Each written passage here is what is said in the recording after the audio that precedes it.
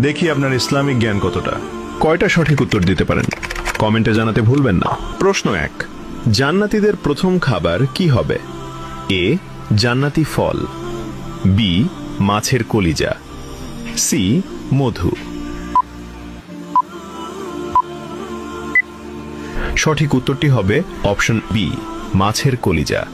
প্রশ্ন 2, জান্নাতের প্রধান ফেরেশতার নাম কি?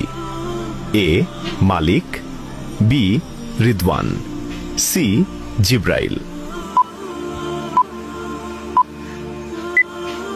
সঠিক উত্তরটি হবে অপশন বি, রিদওয়ান। প্রশ্ন 3, জান্নাতীদের আল্লাহ তাআলা সর্বপ্রথম কোন সূরা শোনাবেন? এ, সূরা ফাতিহা, বি, সূরা রহমান, সি, সূরা ইয়াসিন।